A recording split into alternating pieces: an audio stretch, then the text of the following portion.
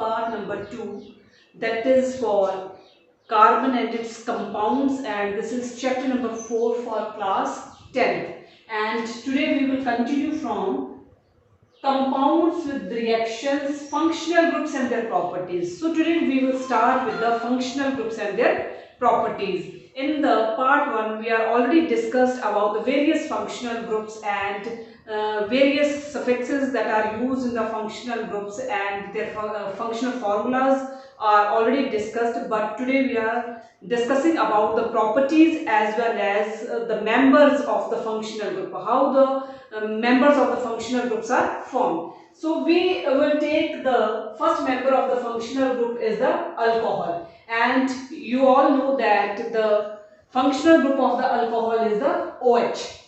This is the functional group of the alcohol, and the suffix for the alcohol is the ol, और जो functional group के साथ alcohol के साथ जो सफिक्स लगता है वो ओल लगता है.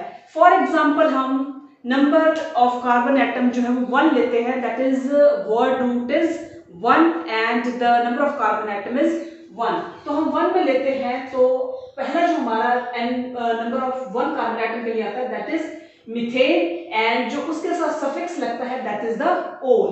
और हमारे बॉबल्स जो है वो एक साथ नहीं आएंगे, तो वहां पर हम क्या करते हैं, ई को रिप्लेस कर देते हैं, तो क्या होगा, मेथ प्लस एन प्लस ओल. दैट मीन्स जो फॉर्मूला बनेगा वो बनेगा मेथ एन ओल, methanol. The formula is methanol.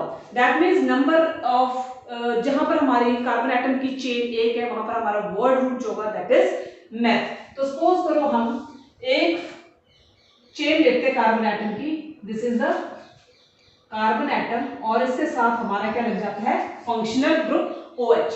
अब कोई भी कार्बन जो है वो अपनी वैलेंसी जो है वो कितने के साथ पूरी करता है, 4 के साथ.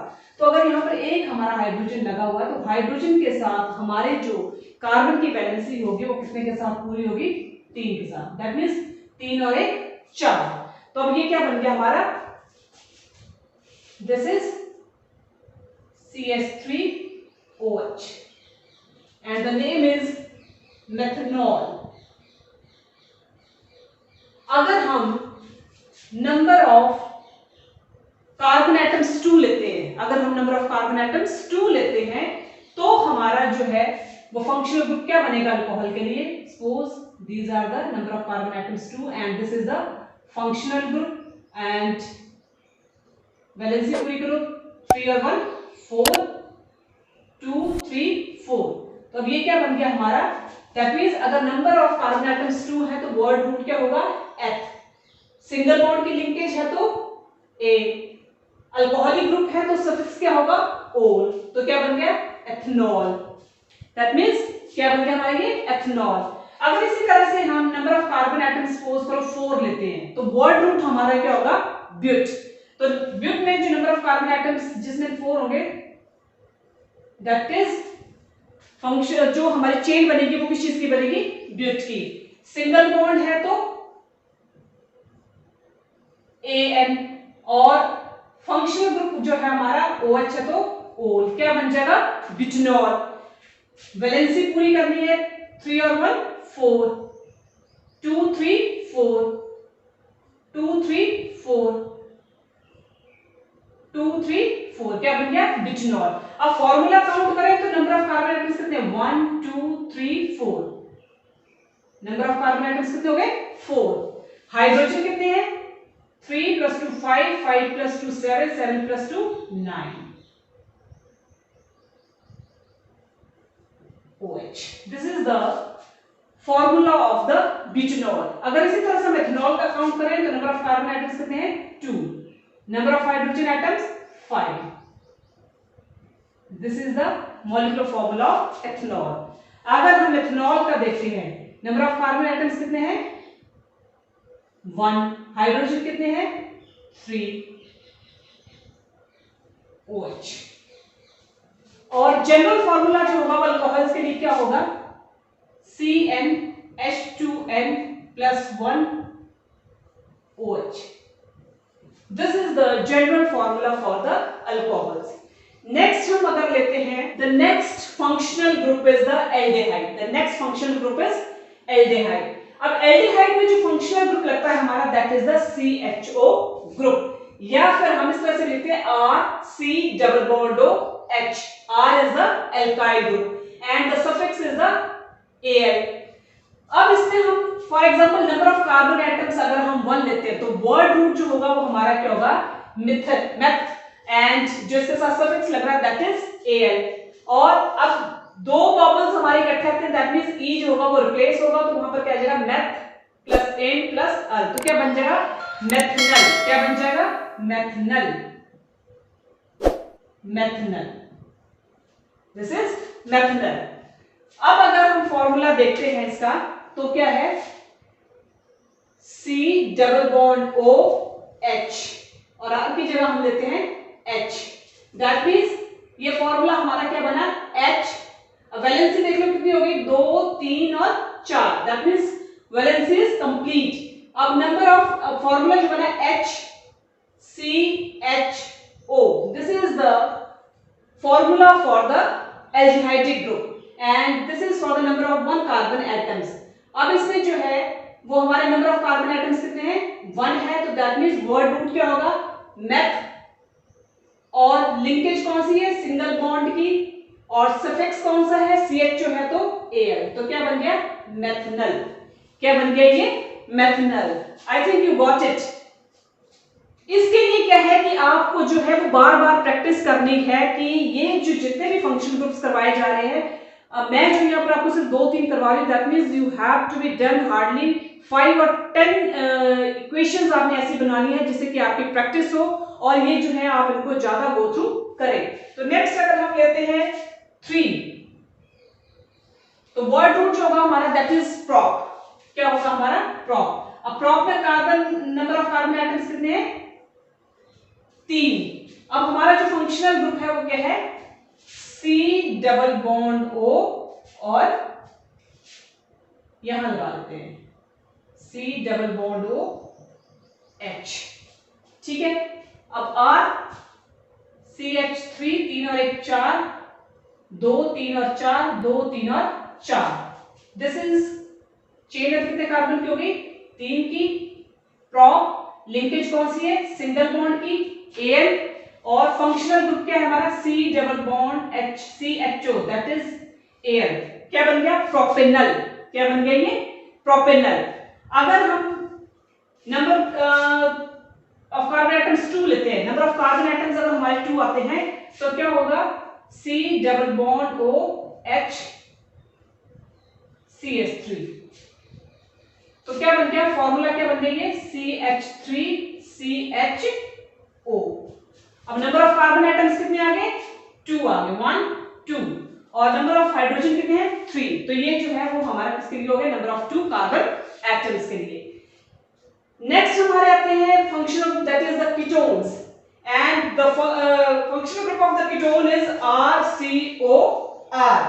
This is the functional group of ketone, और सफिक्स कौन सा लगेगा इसमें हमारा one. Ketones are just same like that of the aldehydes.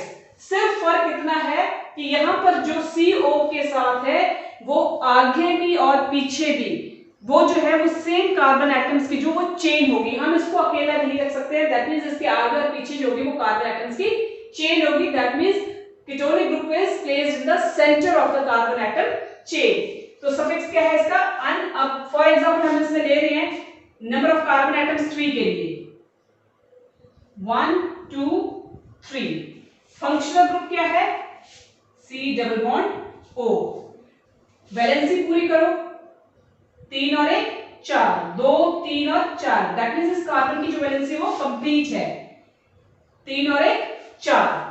तो यहां पर ये हमारा क्या बन जाता है this is number of carbon atoms कितने आ गए 1 2 3. प्रॉप लिंकेज कौन सी है सिंगल बॉन्ड Al, और फंक्शनल ग्रुप कौन सा है हमारा कीटोन का, दैट मींस सफिक्स क्या होगा ओन. क्या बन गया प्रोपेनोन. क्या बन गया प्रोपेनोन. अगर और इसमें हम कोई एग्जांपल लेते हैं, और कोई एग्जांपल इसके साथ हम लेते हैं, सपोज करो हम लेते हैं नंबर ऑफ कार्बन एटम्स 5 के लिए n is equal to 5.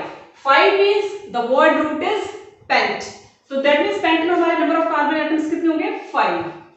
1 2 3 4 5। अब हमने यहाँ पर जो कीटोनिक ग्रुप लगाना है, that means that is in the centre of the carbon atoms chain.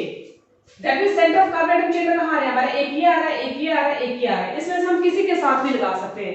Suppose करो हम यहाँ पर लगाते हैं, ठीक है।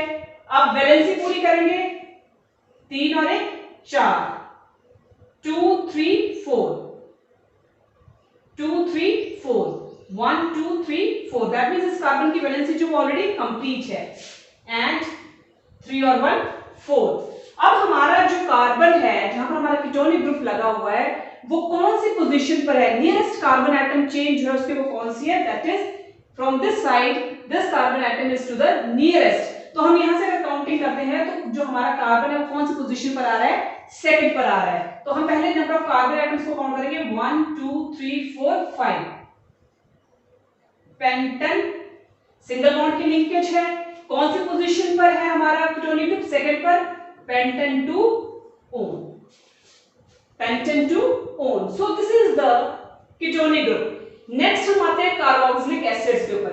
कार्बोक्सिलिक एसिड्स में जो हमारा फंक्शनल ग्रुप है that is C double bond O COOH, C double bond OOH या फिर COOH। अगर हम एल्काइल ग्रुप के साथ देखते हैं तो RC double bond OOH। This is the functional group of the carboxylic acid and the suffix that are used in the carboxylic acid is the oic acid। इसमें क्या करते हैं हम? oic acid। For example अगर हम number of carbon atoms कितने लेते हैं? 1 लेते हैं। that means जो हमारा word root होगा that is क्या होगा? वो meth। तो मेथन प्लस oic acid। अगर हम वोवेल्स को e को रिप्लेस करते हैं तो मेथन oic acid। अब क्या फॉर्मूला है इसका? C double bond O OH। अब मेथन में ले रहे हैं तो दैट मींस H। अब यहां पर हमारे नंबर ऑफ कार्बन एटम्स कितने हो गए? 1 है। दैट मींस वर्ड रूट क्या होगा? मेथ। फॉर्मूला क्या बन जाएगा इसका? HCOOH। That means number of carbon atom 1 है तो मेथ, लिंकेज सिंगल बॉन्ड की है तो एन, और सफिक्स क्या है? Oic acid. That means this is the formation of the methanoic acid। अगर हम लेते हैं नंबर ऑफ कार्बन एटम्स 3 के लिए, नंबर ऑफ कार्बन एटम्स 3, 1 2 3। अब हम क्या करेंगे इसमें? C double bond O OH CH3 CH2, 3 और 1 4, 2 3 4, 2 3 4। अब नंबर ऑफ कार्बन एटम्स कितने आ गए हमारे? 1 2 3। दैट मींस क्या हो गए ये? प्रॉप। लिंकेज कौन सी है? सिंगल बॉन्ड की एन, और जो हमारा सफिक्स है दैट इज ओइक एसिड। तो क्या बन गया ये? Propanoic acid. Propanoic acid.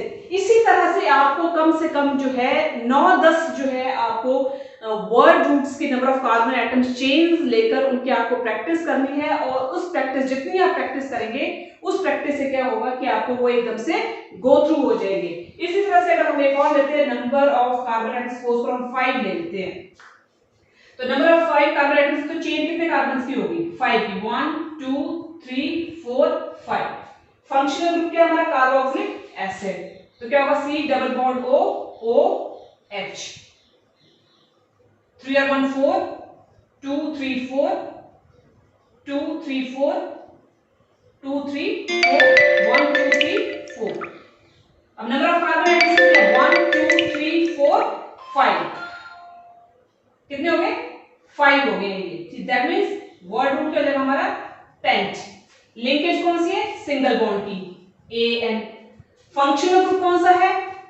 Carboxylic acid. That means उसके साथ सफिक्स क्या होगा? Oic acid. तो ये क्या बन गया? Pentanoic acid. So this is all about the functional group of the carboxylic acid, and the last member of the functional group that we have taken, that is the ester. The last functional group is the ester.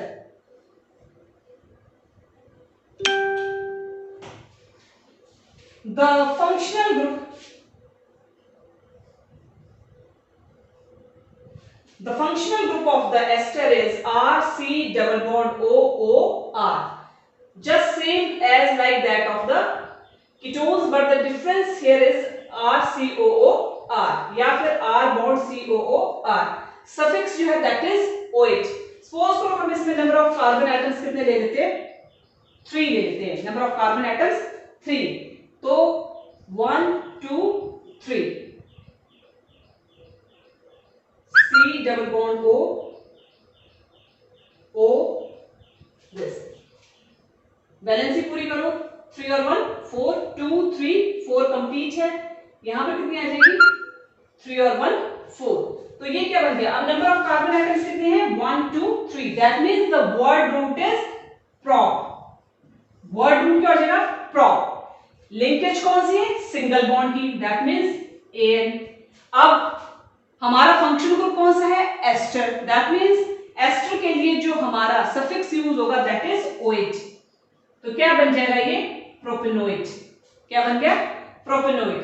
अगर हम number of carbon atoms लेते हैं 5, number of carbon atoms 5, तो 1 2 3 4 5.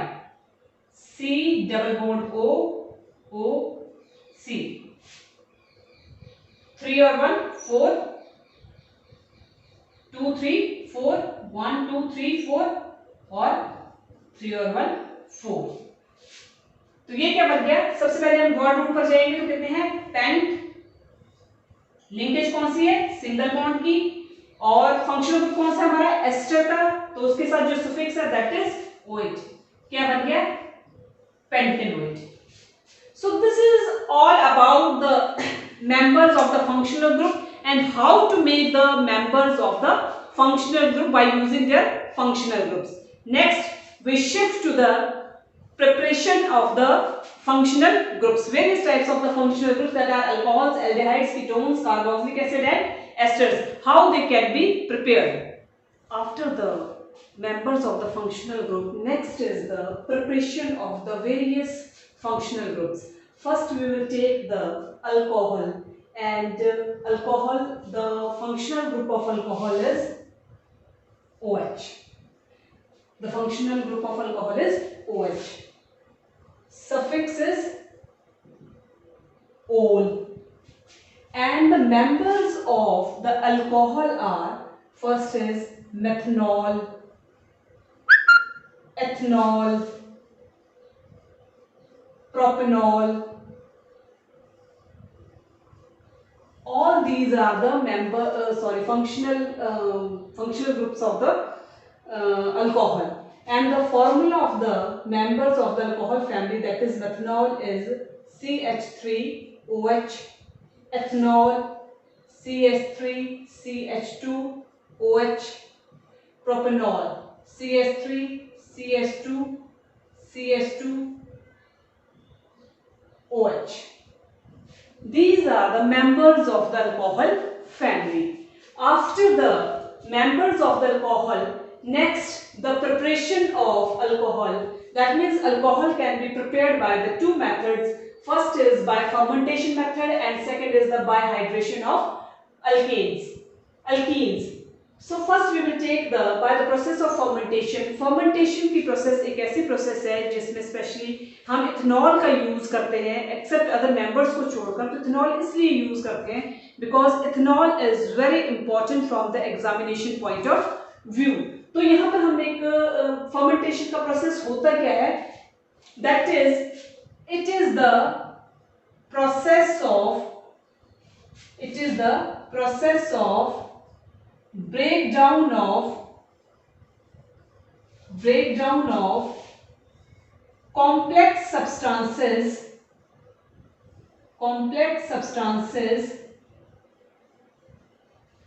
into simpler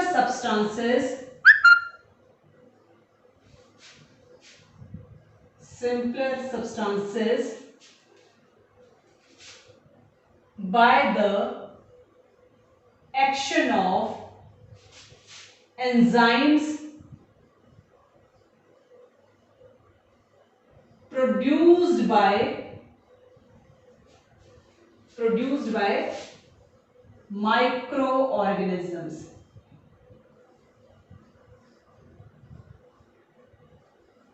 Microorganisms. So the fermentation process is the process in which the complex substances are break down into the simpler substances by the action of the enzymes produced by the microbes.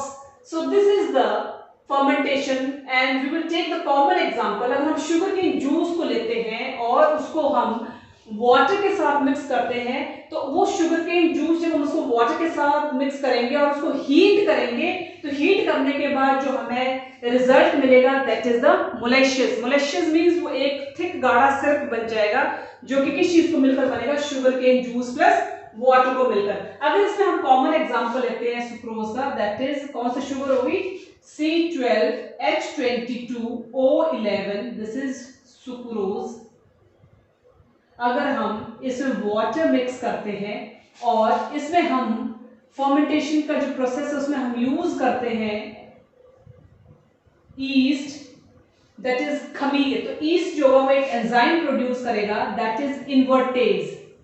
कौन सा enzyme produce करेगा, invertase. तो वो क्या बनाएगा, मोलेशियस, that means sugar बनाएगा C6H12O6 plus C6H12O6. That means this is sucrose and fructose. Sucrose and fructose. पर ये सिंपल शुगर में भी कन्वर्ट नहीं हुआ है. दैट मीन्स हम उसको फर्दर क्या करेंगे, ब्रेक डाउन करेंगे.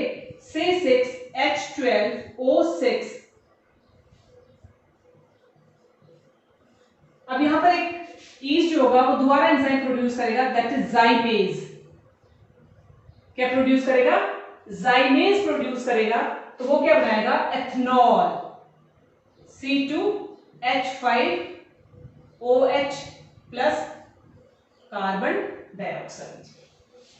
This is the reaction that we get by the process of fermentation.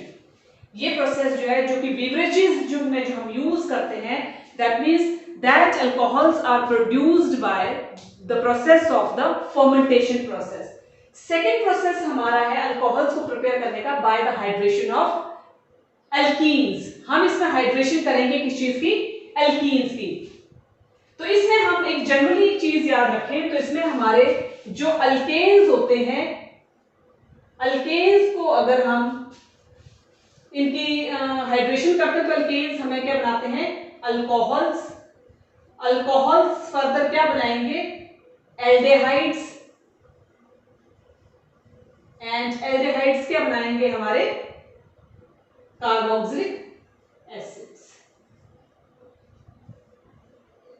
This is for the oxidation process. और अगर हम इसका उल्टा लें तो that is for the reduction process.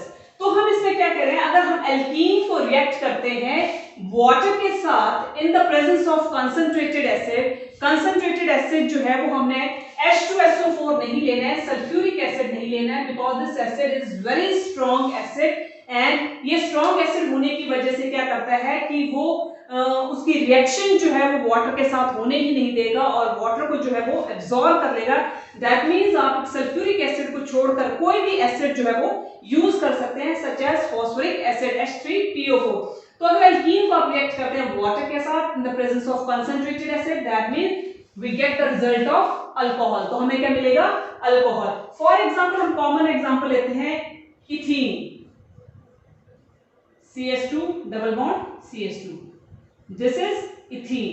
अगर हम इथीन को रिएक्ट करते हैं HOH के साथ, that is water, and the catalyst is concentrated acid, that is phosphoric acid. तो जो हमारा वर्ड रूट होगा, वर्ड रूट में जितने नंबर ऑफ कार्बन एटम्स की हमारी चेन होगी तो ऑटोमेटिकली जो हमारा प्रोडक्ट बनेगा वो भी उतने नंबर ऑफ कार्बन एटम्स का ही बनेगा. That means left hand side में हमारे जितने नंबर ऑफ कार्बन एटम्स होंगे उतने ही हमारे राइट हैंड साइड में भी कार्बन एटम्स होंगे. तो जब तक हम ये नहीं बताते हैं कि कब नंबर ऑफ कार्बन एटम्स जो होंगे according to the situation change होंगे, कब हमने जो है लीस्ट डिस्टेंस वाले कार्बन एटम्स की तरफ से शुरुआत करनी है, तो तब तक जैसे बताया जा रहा है वैसे करते जाएं। दैट मींस जो नंबर ऑफ कार्बन एटम्स होंगे लेफ्ट हैंड साइड के, they are equal to the number of the carbon atoms to the right hand side. तो ऑटोमेटिकली क्या होगा कि ये जो H है वो रिएक्ट कर जाएगा इस H के साथ, और जब ये इस H के साथ रिएक्ट कर जाएगा तो ऑटोमेटिकली वहां से डबल बॉन्ड जो होगा वो क्या होगा, खत्म हो जाएगा। तो CH2 की जगह क्या आ जाएगा, CH3, और सिंगल बॉन्ड जो होगा वो खत्म हो जाएगा। तो आगे क्या आ जाएगा आपका CH2 बॉन्ड OH। तो ये क्या बन गया, एथेनॉल। इसमें एक और हम कॉमन एग्जांपल ले सकते हैं। सपोज हम लेते हैं प्रोपीन।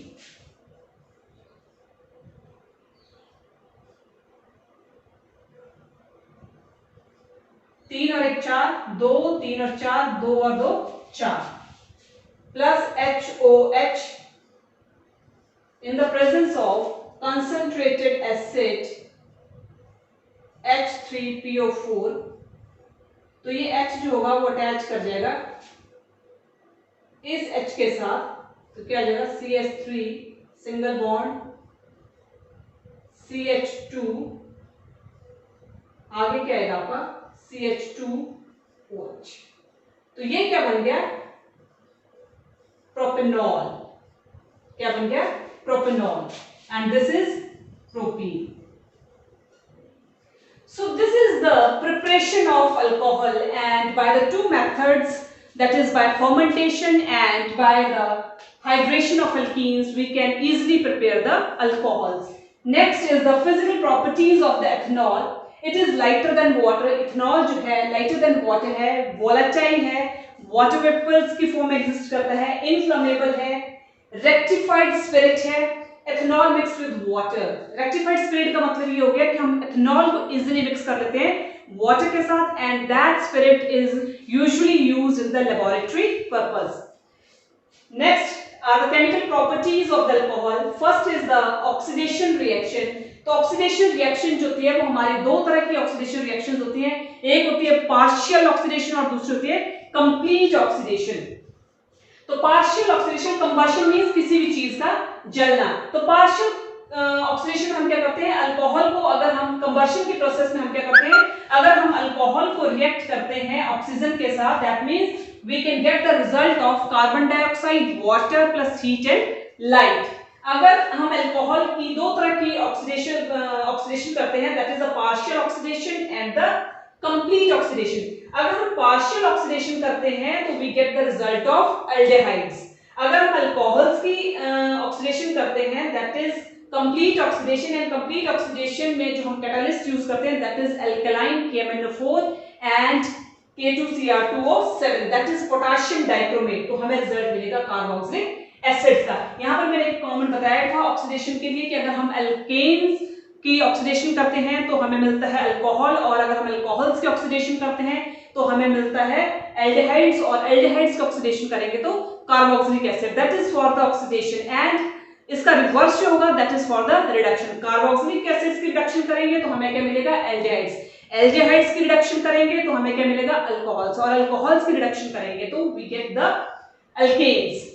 तो अगर हम पार्शियल ऑक्सीडेशन करते हैं, फॉर एग्जांपल हमने लिया है ethanol C2H5OH, this is ethanol, and this is the partial oxidation. और पार्शियल ऑक्सीडेशन जब हम करते हैं तो इन the presence of Cr2O3 chromium oxide, तो हमें रिजल्ट जो मिलेगा, जो हमने कहा था कि अगर हम अल्कोहल की पार्शियल ऑक्सीडेशन करते हैं तो we get the result of aldehyde. तो जो हमारी लेफ्ट हैंड साइड पर जो चीज है हमारी, दैट इज एथेनॉल है, तो वहां पर हमारा क्या बन जाएगा, ethanal. This is ethanal. Next है हमारी, अगर हम इथाइल अल्कोहल की, क्योंकि अभी हमारी कंप्लीट नहीं हुई है, तो इसमें हम अगर थोड़ी सी और ऑक्सीडेशन डाल दें, पार्शियल में क्या हुआ कि वो कंप्लीट ऑक्सीडेशन नहीं हुआ, और कंप्लीट ऑक्सीडेशन में हम क्या करते हैं, जब हम थोड़ी सी उसमें और ऑक्सीजन मिला देते हैं। सपोज करो कि हम जो इथाइल अल्कोहल है उसमें हमने और ज्यादा, जो पार्शियल ऑक्सीडेशन होती है दैट इज नेसेंट ऑक्सीजन, वो उसमें हम कौन सी ऑक्सीजन यूज करते हैं, नेसेंट ऑक्सीजन यूज करते हैं, और जो कंप्लीट ऑक्सीडेशन है वहां पर हम ज्यादा से ज्यादा ऑक्सीजन जो थी वो डाल देते हैं। तो अगर हम इथाइल अल्कोहल के साथ ज्यादा से ज्यादा ऑक्सीजन का यूज करेंगे, and in the presence of K2Cr2O7 and KMnO4 that is potassium पर मैग्नेट, तो हमें जो रिजल्ट मिलेगा वो रिजल्ट किस चीज का मिलेगा, that is acetic acid or the ethanoic acid. This is the ethanoic acid. This is ethyl alcohol and this is ethanoic acid. So this is the first chemical property of the alcohols, that is the oxidation. And in oxidation we take the two types of the oxidation, that is the partial oxidation and the complete oxidation. Next property of the alcohol is the reaction with carboxylic acids. And you very well know about the functional group of the carboxylic acid is COOH. This is the functional group of the carboxylic acid. और जब हम कोई भी reaction करते हैं carboxylic acid से, तो suppose करो हम अल्कोहल को रिएक्ट करते हैं कार्बोक्सिलिक एसिड के साथ in the presence of concentrated H2SO4. Concentrated H2SO4 जो हम इसमें कैटालिस्ट यूज कर रहे हैं, that means it is strong dehydrating agent, और जो एक्सेस वाटर होता है उसको वो क्या करता है, एब्जॉर्ब कर लेता है. तो हमें जो रिजल्ट मिलेगा that is ester plus water. Water को वो क्या कर देगा, रिमूव कर देगा. कॉमन एग्जांपल अल्कोहल अगर हम ले लेते हैं, कौन सी लेते हैं, CH3 CH2OH, that is ethyl alcohol, plus carboxylic acid हम लेते हैं CH3 COOH. ठीक है. इन the presence of concentrated H2SO4 क्या बनाएगा ये, C2H5COO CH3 plus H2O, that is प्रोपेनोइट. क्या बन जाएगा ये, प्रोपेनोइट, because the suffix that is used in the ester is oit. Next is denatured alcohol. अब denatured alcohols क्या होते हैं, to alter the nature of the alcohol. कई बार क्या होता है कि इंडस्ट्रीज वगैरह में जो अल्कोहल होती है उसमें मैक्सिमम अल्कोहल्स में जो होता है वो पॉइजनस सब्सटेंसेस मिला दिए जाते हैं, क्योंकि जो वर्कर्स वगैरह होते हैं ताकि वो ज़्यादा उस अल्कोहल का यूज ना कर सकें, तो उस चीज़ को अवॉइड करने के लिए उस अल्कोहल में जो होते हैं वो कुछ पॉइजनस सब्सटेंसेस मिला दिए जाते हैं. That is, to alter the nature of the alcohol, some poisonous substances is added in order to make it unsuitable for drinking purpose. That means to alter this purpose, to alter the nature of the alcohol, some poisonous substances added to the added in order to make unfit for the drinking purpose substances. तो उसको ये क्या है कि उन workers को भी पता होता है कि उस अल्कोहल में जो है वो कुछ पॉइजनस सब्सटेंसेस मिला दिए गए हैं जिससे कि that is unfit for the drinking purpose. और कौन कौन से इसमें पॉइजनस सब्सटेंसेस होते हैं, that are added are mainly methanol and pyridine. कौन से होते हैं, methanol and pyridine. After the completion of the alcohol, our next important functional group is the aldehyde. तो इसमें हम एक इनका जनरल सा रिव्यू लेंगे. जो फंक्शनल ग्रुप है एल्डिहाइड का, दैट इज CHO या फिर R bond C double bond O H and suffix is, इसमें सफिक्स कौन सा यूज होता है, दैट इज Al. मेंबर्स कौन कौन से इसमें, HCHO CH3 CH2 CHO CH3 CHO. This is methanol, this is ethanol, this is propanol. और एक और जो यहाँ पर क्वेश्चन अरेज होता है दैट इज इनके कॉमन नेम. जो मेथनॉल है इसका कॉमन नेम है formaldehyde, that is formaldehyde. Ethanol का जो है that is acetaldehyde. This is the general review of the aldehyde, and after the general review we can shift to the preparation of the aldehydes. First, the preparation of aldehydes is from alcohols. अगर हम alcohols में oxidizing agent use करते हैं, that is mild oxidizing agent use करते हैं, तो वो alcohol से क्या बनाएंगे, हमारे aldehyde से क्या बनेंगे, alcohols बनेंगे. ठीक है. तो सपोज करो कोई हम इसमें अल्कोहल ले लेते हैं, suppose CH3 CH2OH, this is ethyl alcohol in the presence of oxidation and mild oxidizing agent is used, we get the result of CH3CHO. That is क्या बना ये? एथेनॉल. एथाइल अल्कोहल से क्या बन गया? Ethanol. Next, the second important property is, next the chemical property. This is the preparation of aldehyde from the alcohols. After that, the properties of the aldehydes. First chemical property of the aldehyde is the oxidation, and oxidation में हमने दो तरह की oxidation की है, that is uncontrolled combustion and controlled combustion. Uncontrolled combustion वो होती है जिसमें हमारे एल्डिहाइड्स जो होते हैं जब वो रिएक्ट करते हैं ऑक्सीजन के साथ तो वो क्या बनाते हैं? Carbon dioxide plus water, heat and light. This is the uncontrolled combustion. अगर हम एल्डिहाइड को यूज करते हैं ऑक्सीजन के साथ और हम उसमें ऑक्सीडाइजिंग एजेंट यूज करते हैं तो we get the result of, क्या हमें रिजल्ट मिलेगा? Carboxylic acid. ठीक है, इसमें हम कॉमन एग्जांपल ले सकते हैं, that is CH3CHO, that is ethanol. इसमें हम ऑक्सीडाइजिंग एजेंट यूज करेंगे. ऑक्सीडाइजिंग एजेंट हमने क्या बनाना है? CH3COOH. This is acetic acid. Acetic acid. Next is the reduction. Oxidation में हमने क्या देखा था कि जो अल्केन्स होते हैं वो अल्केन्स क्या बनाते हैं? अल्कोहल्स बनाते हैं. अल्कोहल से क्या बनते हैं? एल्डिहाइड्स बनते हैं, और एल्डिहाइड से क्या बनते हैं?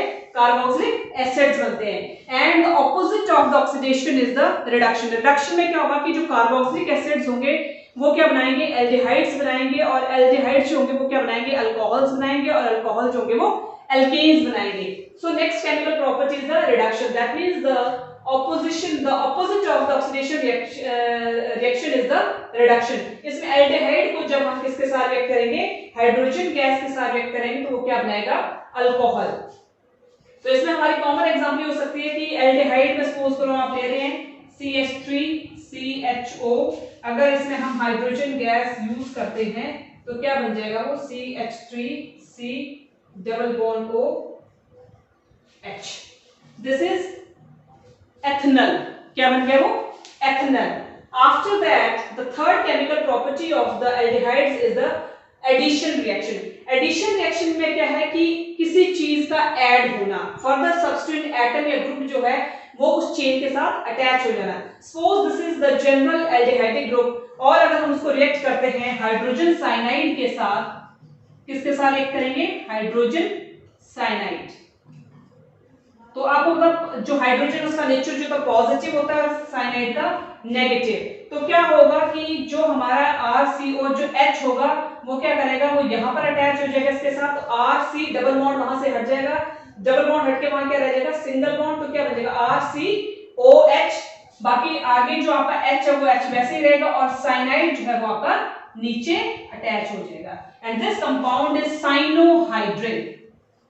क्या कंपाउंड बन जाएगा ये? Cyanohydrin. So these are the chemical properties of the aldehydes. Next important functional group is the carboxylic acid. And carboxylic acid, you very well know about the carboxylic acid. The functional group is COOH, and the suffix is oic acid. And the common examples of the carboxylic acid are HCOOH, CH3, COOH, CH3, CH2, COOH. This is methanoic acid, this is ethanoic acid, and this is propanoic acid. तो next हम preparation करते हैं carboxylic acids की. तो carboxylic acids की preparation जो है वो हम अल्कोहल से किस तरह से करेंगे? From alcohols. When alcohol is added with oxygen in the presence of an oxidizing agent, we get the result of the carboxylic acid. Alcohol suppose करो हम कोई भी ले लेते हैं CH3OH plus O2 in the presence of oxidizing agent, तो वो क्या बनाएगा? CH3COOH. This is ethanoic acid. अगर हम और कॉमन एग्जांपल इसका लेते हैं, CH3 CH2OH, this is ethanol. This is no step down and step up reaction in the presence of oxidizing agent, that is either in the presence of KMnO4 or K2Cr2O7. Then we get the result of CH3 CH2 COO, CH3 CH2 OOH, that is ethanoic acid. So this is a preparation from the alcohol. Next is from aldehydes. When aldehydes is react with oxygen in the presence of oxidizing agent, we get the result that is carboxylic acid. हमने कहा था oxidising agent या oxidation का process जो होता है उसमें alkanes जो होते हैं वो अल्कोहल्स बनाते हैं, अल्कोहल्स जो होंगे वो एल्डिहाइड्स बनाएंगे और एल्डिहाइड्स जो होते हैं वो कार्बोक्सिलिक एसिड्स बनाते हैं. That is same in the reaction of from aldehydes. Aldehydes जब उनको ऑक्सीडाइज किया जाएगा तो वो क्या बनाएंगे, कार्बोक्सिलिक एसिड. कॉमन एग्जांपल अगर हम इसमें देखते हैं that is CH3CHO. This is the ethanol को अगर हम ऑक्सीडाइज्ड करते हैं in the presence of KMnO4 or K2Cr2O7, we get the result of CH3COOH, that is ethanoic acid. और अगर हम इसका कॉमन एग्जांपल लेते हैं CH3 CH2CHO, that is propanol. This is propanol. Oxidising agent क्या बनाएगा ये, CH3 CH2COOH, that is propanoic acid. Propanoic acid. Next is the esters. After the carboxylic acid, the next important functional group is the esters, and the functional group of esters is COO या फिर R C double bond OOR, and the suffix is oit. Ester में जो हमारा suffix लगेगा that is oate, and members जो है that is CH3COO CH3. तो इसमें ये जो मेंबर्स हैं ये क्या बने आपके, दैट इज 3 कार्बन एटम की चेन है तो प्रोपेनोइट. क्या बन गया ये, propanoate. Next chemical properties of the asters.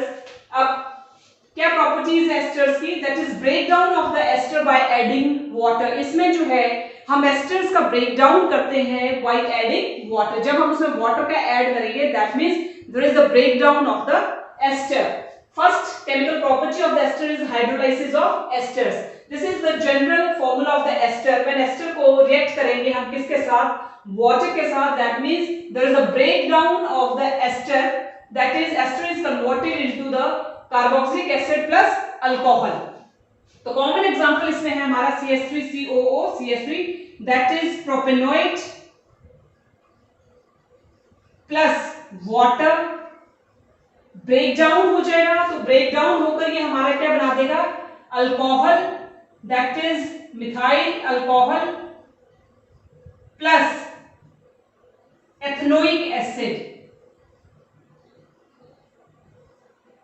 ठीक है, तो यहां पर बिगर मॉलिक्यूल का जो ब्रेकडाउन होगा तो यहां पर दोनों मॉलिक्यूल जो है हमारे CH3 हैं.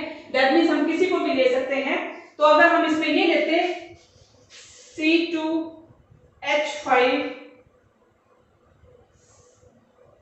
CH3 CH2 COO CH3 plus HOH, तो क्या बनेगा हमारा C2H5 COOH plus CH3OH, that is ethanoic acid and methyl alcohol.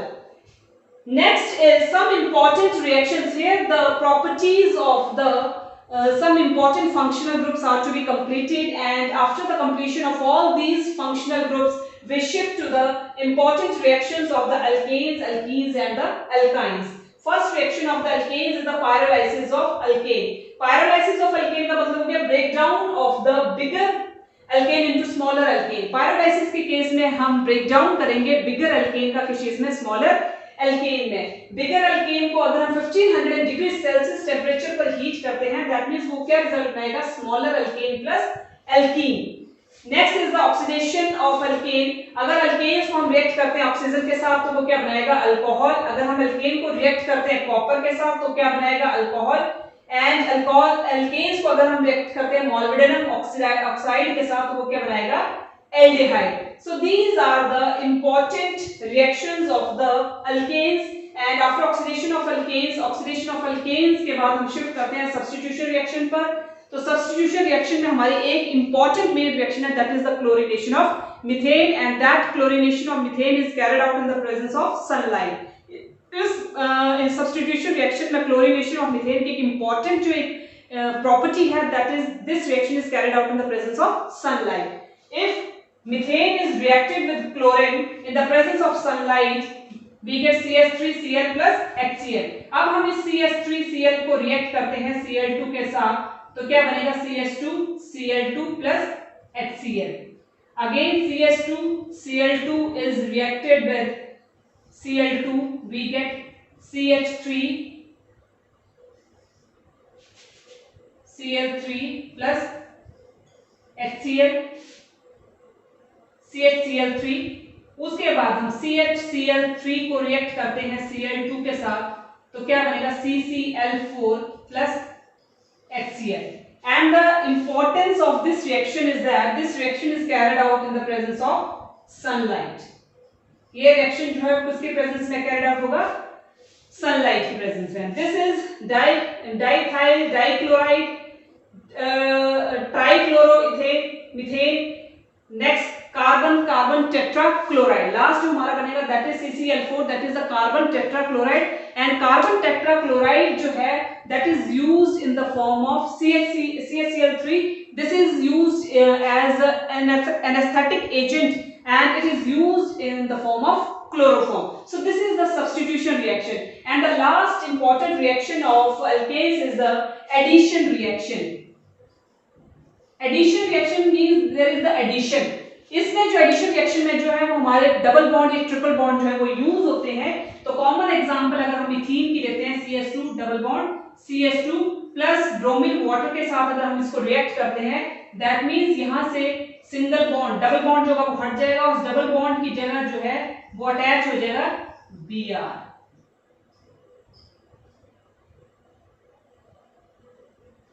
CH2 CH2, that means this is 1,2-dibromoethane, 1,2-dibromoethane. So this is all about the important reactions of the alkanes. Next are the rules for the IUPAC, that means International Union of Pure and Applied Chemistry. तो अभी तक हमने जितने भी functional groups पढ़े हैं उसमें हमने सभी में number of carbon atom chains, उसके साथ जो फंक्शनल ग्रुप्स अटैच हो रहे हैं, आइदर लिंकेज डबल बॉन्ड की है, सिंगल बॉन्ड की या ट्रिपल बॉन्ड की है, या उनमें जो सफिक्स है वो कौन सा लग रहा है, तो उसके बिहाफ पर हमने number of carbon atom chains को जो स्टडी किया हुआ है, तो उसके बिहाफ पर हम जो है वो IUPAC नेम जो है वो इजिली जस्टिफाई कर सकते हैं। तो सबसे पहला रूल जो है IUPAC में, that is select the longest continuous carbon chain. हमें कार्बन चेन में चाहे जितने मर्जी नंबर ऑफ कार्बन एटम्स उसमें प्रेजेंट होंगे, तो हमें सबसे पहले जो है वो लॉन्गेस्ट कंटिन्यूअस कार्बन चेन जो है वो सिलेक्ट करनी है। अगर सपोज करो हमारे पास 3 कार्बन एटम्स की चेन है या 5 कार्बन एटम्स की चेन है, तो जितने ज्यादा नंबर ऑफ कार्बन एटम्स हमारे पास होंगे, हम उतने ज्यादा नंबर ऑफ कार्बन एटम्स की चेन को क्या करेंगे, सिलेक्ट करेंगे।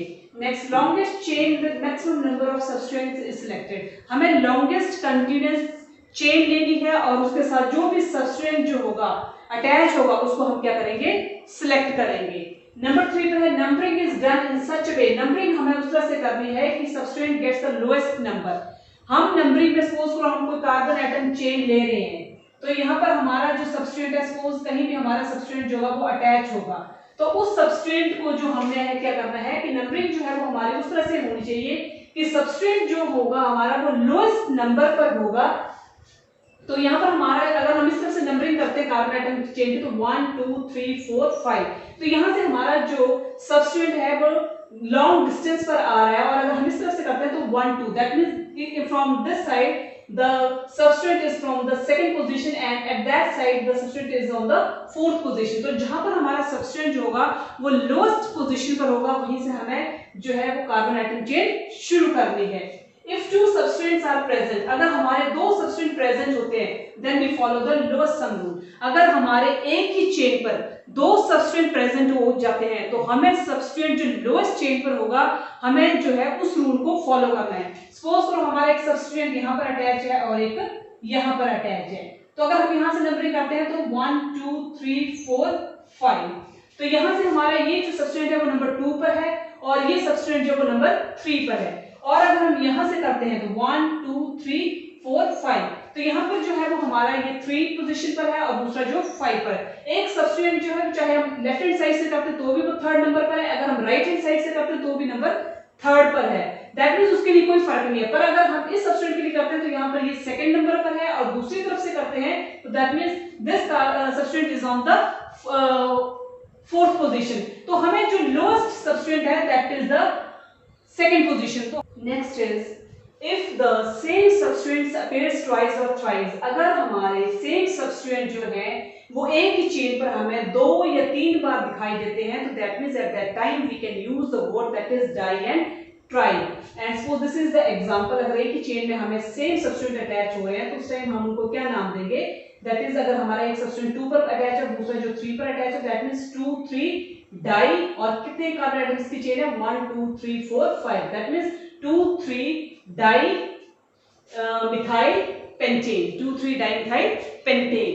Next is if different substrates are present, अगर हमारे सेम सबस्ट्रेट ना होते हुए डिफरेंट सबस्ट्रेट प्रेजेंट होते हैं that means at that time alphabetical order is followed. Suppose करो हमारा एक ही चेन पर अगर एक शब्द हमारा मिथाइल और दूसरा जो है इथाइल है that means at that time we can use alphabetical order. Ethyl जो है वो अल्फाबेटिकली जो मिथाइल से पहले आता है तो हमारी नंबरिंग जो होगी that means that is in the alphabetical order. If double और triple bond is present along with the substrate, अगर हमारे किसी भी सबस्ट्रेट के साथ डबल या ट्रिपल बॉन्ड प्रेजेंट है देन हम क्या करेंगे उस time di and tri bonds get lowest number. After the completion of the IUPAC name, we shift to the soaps. And what do you mean by soaps? Soaps are the sodium salt of the long hydrocarbon chain carboxylic acid. Sodium salt जो है soaps जो है these are the sodium salts and long hydrocarbon chains of carboxylic acid के that is RCOONA. Examples क्या है इसके? sodium stearate and sodium palmate. Structure क्या है soap का? Soap has a tadpole like structure. Soap जो है इसका tadpole like structure है. That this is the tail and this is the head part. Head is made up of ionic part. ये head जो है वो किस चीज का बना हुआ है? Ionic part का बना हुआ है and this ionic part is water loving and this is also known as hydrophilic and this is the tail part is made up of non ionic part and that is water repelling or hydrophobic. Next is the preparation. Raw materials कौन कौन से use करेंगे हम soap के लिए? Vegetable oils है, animal fats हैं, sodium hydroxide है और पिंच ऑफ सॉल्ट है. और जिसकी रिएक्शन है that is the this is divided into 2 parts that is the polar and the non polar. In polar part ionic water soluble molecules हैं and this is hydrophilic whereas covalent oil soluble जो है this is the non polar part. Next is the cleansing action of the soap. Next is the cleansing action of soap. soap के cleansing action क्या है? तो cleansing action soap का जो है in bucket we take water. एक bucket में हम पानी लेते हैं and add soap to it और उसमें हम क्या डालते हैं? soap डालते हैं. soap molecules get randomly arranged. जो soap molecules होंगे वो water में कैसे arrange हो जाएंगे? randomly arranged हो जाएंगे. This is the diagrammatically representation of the cleansing action of soap. That अगर bucket में हम पानी लेते हैं और पानी में हम soap को डालते हैं तो जो water molecules होंगे soap के वो कैसे arrange हो जाएंगे? randomly arrange हो जाएंगे. Now we add dirty cloth. अब उस bucket में जहां हमने soap डाला हुआ है जिसके water molecule जो randomly arranged है वहां पर हम क्या डालेंगे? dirty cloth डालेंगे. soap molecules get arranged in such a way. अब soap molecules होंगे जैसे हम dirty clothes को उस soap वाले solution में bucket में डालेंगे तो जो water molecules है soap के जो water molecules हैं वो किस तरह से arrange होंगे? that hydrophobic part, जो hydrophobic part है उसका towards dirt, जो hydrophobic part होगा वो किस तरफ चला जाएगा? dirt की तरफ चला जाएगा and hydrophilic towards the water, और जो hydrophilic part होगा वो किस तरफ shift हो जाएगा? water की तरफ. And this type of arrangement is called as the मिसली formation, this type of arrangement, जब हमारा जो डर्ट पार्ट है वो शिफ्ट हो जाएगा towards the hydrophobic part, and जो हमारा हाइड्रोफोबिक पार्ट और जो हमारे वाटर मॉलिक्यूल्स होंगे, जो हाइड्रोफिलिक पार्ट होगा वो शिफ्ट हो जाएगा टुवर्ड्स द वाटर। तो दिस टाइप अरेंजमेंट होगी वो क्या कहलाएगी, मिसली फॉर्मेशन। अब हमारा जो एक मेन एडवांटेज है इस चीज का, क्लींजिंग एक्शन ऑफ सोप्स का, वो ये है कि जो सोप्स हैं these are biodegradable and they does not cause any type of the pollution. After the soaps, the next type is the detergents. Detergents are also the sodium salts of the long chain hydrocarbons. ये भी क्या है, sodium salts हैं long chain hydrocarbons के, that is the sulfonic acid. वहां पर soap जो थे that is the they are the long chain of the carboxylic acid, और ये जो है long chains है हाइड्रोकार्बन के, that is sulfonic acid RSO3Na. Next preparation है, हम कैसे प्रिपेयर करेंगे डिटर्जेंट्स को, it is prepared by the petroleum. हम डिटर्जेंट्स को with the help of A petroleum क्या कर सकते हैं, प्रिपेयर कर सकते हैं। नेक्स्ट स्ट्रक्चर है, इसका स्ट्रक्चर भी just same as like that of the soap है, that is hydrophilic and hydrophobic parts. इसमें भी same as that of soap की तरह हाइड्रोफिलिक पार्ट है और हाइड्रोफोबिक पार्ट्स हैं। आगे नेक्स्ट इसके लिमिटेशंस हैं, this is the hydrophobic part, hydrophilic part, this is the head part, and head part जो हाइड्रोफिलिक है and the tail part is the hydrophobic. next limitations है, it is non biodegradable. Detergent जो है as compared to the soaps के ये क्या है, non biodegradable है, और non biodegradable जो है एक मेजर प्रॉब्लम है, that is it leads to the pollution. जो non biodegradable होने की वजह से जो मेजर कॉज है वो क्या कॉज करता है, pollution, as its disposal is the main problem, क्योंकि जो उसका डिस्पोजल जो है वो आज की डेट में क्या है, एक मेजर प्रॉब्लम है। अगर हम उस डिटर्जेंट को सॉइल में फेंकते हैं तो दैट मींस जो सॉइल का पीएच है दैट इज ऑटोमेटिकली चेंज, और सॉइल का पीएच चेंज होने से जो है वो प्लांट्स जो होंगे जो उनको जो they can't get the proper nutrients as well as water from the soil.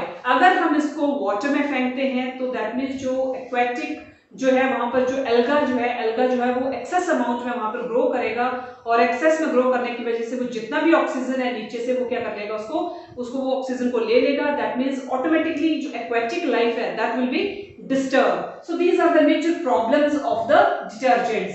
Next the last topic of this chapter is what is the difference between the soaps and the detergents. Soaps are the hydrocarbons of the carboxylic acids, and the detergents are the hydrocarbons of the sulfonic acids. Soaps are less cleansing actions, whereas detergents have more powerful cleansing actions. Soaps are non-biodegradable, whereas detergents are biodegradable. Soaps are biodegradable, whereas detergents are non-biodegradable. तो ये जो है these are soaps are less insoluble in water, whereas detergents are more soluble in water. So these are the differences between the soaps and the detergents, and this is all about the chapter that is carbon and its compounds, and this chapter is covered in two parts, that is part 1 and part 2, and both the parts, part 1 and part 2, are discussed in very detail, and I think all the concepts are to be very clear.